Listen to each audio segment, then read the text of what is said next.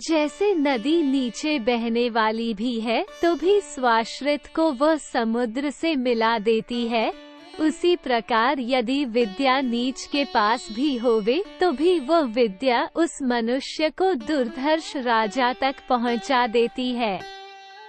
इसके बाद मनुष्य का जैसा भाग्य होता है वैसा ही उसे राजा से लाभ होता है। 5 और विद्या नम्रता देती है, नम्रता से मनुष्य पात्र अर्थात योग्य बनता है, पात्रता से धन मिलता है, धन से धर्म प्राप्त हो सकता है और धर्म से सुख प्राप्त होता है। 6 विद्या 2 प्रकार की है, एक शस्त्र विद्या और दूसरी शास्त्र विद्या। दोनों विद्याओं से ही लोक में प्रतिष्ठा होती है, परंतु पहली विद्या अर्थात शस्त्र विद्या बुढ़ापे में हंसी कराती है, परंतु दूसरी अर्थात शास्त्र विद्या का तो सदा ही आदर होता है। 7 क्योंकि नवीन पात्र में तथा छोटे छोटे बालकों में स्थापित किया हुआ संस्कार व शिक्षण आदि कभी नष्ट नहीं होता है, इसलिए इन ग्रंथ में कथा के बहाने से मैं बालकों के लिए नीति शास्त्र का सार निकालकर कहता हूँ। 8 ये हितोपदेश 4 प्रकरणों में विभक्त है। 1 मित्रलाभ, 2 सुहृद भेद, 3 विग्रह और 4 संधि। इन चारों प्रकरणों को सुप्रसिद्ध पंचतंत्र नामक ग्रंथ से तथा और भी नीति के ग्रंथों के आश्रय से लिखता हूँ। 9 गंगा के तट पर पटना नाम का एक नगर है। वहाँ पर एक सुदर्शन नाम का राजा राज्य करता था। उस राजा में अच्छे अच्छे सभी गुण विद्यमान थे। एक दिन उस राजा ने किसी अज्ञात व्यक्ति से पढ़े जाते हुए 2 श्लोकों को सुना। वे श्लोक ये हैं। पहला, अनेक संशयोच्छेदी परोषार्थस्य दर्शकम सर्वस्य लोचन शास्त्रम यस्य नास्त्यंदद एक स, अर्थात सब प्रकार के संशय को दूर करने वाला तथा परोक्ष वस्तुओं को भी प्रत्यक्ष कराने वाला शास्त्र ही सबका सच्चा नेत्र है।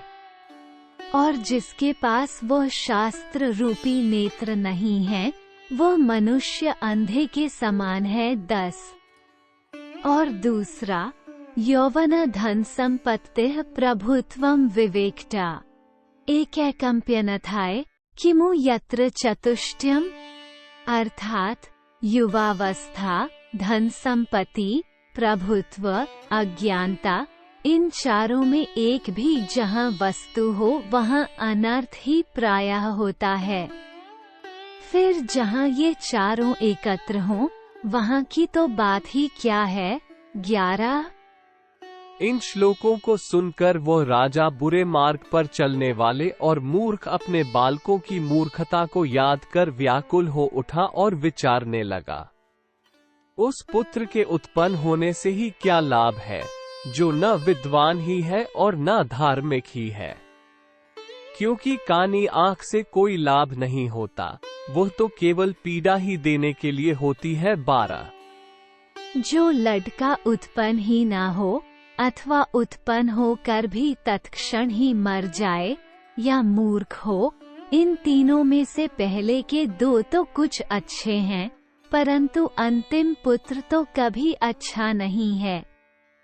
क्योंकि प्रथम 2 पुत्र तो एक ही बार दुख देते हैं, परंतु अंतिम तो सदा दुखदायी होता है। 13 और चाहे गर्भपात हो जाए अथवा पुत्रोत्पत्ति के लिए ऋतुकाल में स्त्री के पास गमन न किया जाए, या जन्मता ही पुत्र मर जाए, या कन्या ही उत्पन्न हो, या संतान गर्भ में ही रहे, गर्भ से बाहर उत्पन्न ही ना हो, ये सब ठीक है, पर मूर्ख पुत्र सुंदर भी हो तो भी वो ठीक नहीं है। और इन जगत में उसी का जन्म लेना सफल है जिसके जन्म से अपने वंश और जाति की उन्नति होती है। अन्यथा इन परिवर्तनशील संसार में कौन नहीं जीता और मरता है। 14 और गुणियों की गिनती के आरंभ में जिसके नाम पर सबसे पहले सहसा लोगों की कलम न उठे, उस पुरुष के जन्म से भी यदि उसकी माता पुत्रवती कहलावे, तो कहो फिर वंध्या किसे कहेंगे। 15। और भी जिस मनुष्य का मन दान, तपस्या, वीरता, विद्या तथा धनोपार्जन में न लगा, वो मनुष्य केवल माता के मल के समान है। 16। और भी 100 मूर्ख पुत्रों की अपेक्षा एक ही पुत्र गुणी हो तो भी अच्छा है। देखो बहुत से तारा गणों से अंधकार दूर नहीं होता है, पर चंद्रमा अकेला ही उसे दूर कर देता है। 17। जिस मनुष्य ने किसी पुण्य तीर्थ में कठिन तपस्या की है, उसी का पुत्र आज्ञाकारी, धनी, धार्मिक तथा विद्वान होता है। 18। हे राजन, संसार में केवल 6 ही सुख हैं। 1 नित्य धन प्राप्ति, 2 आरोग्यता, 3 प्रियतमा भार्या, 4 मधुर बोलने वाली स्त्री, 5 आज्ञाकारी पुत्र तथा 6 धन देने वाली विद्या। 19।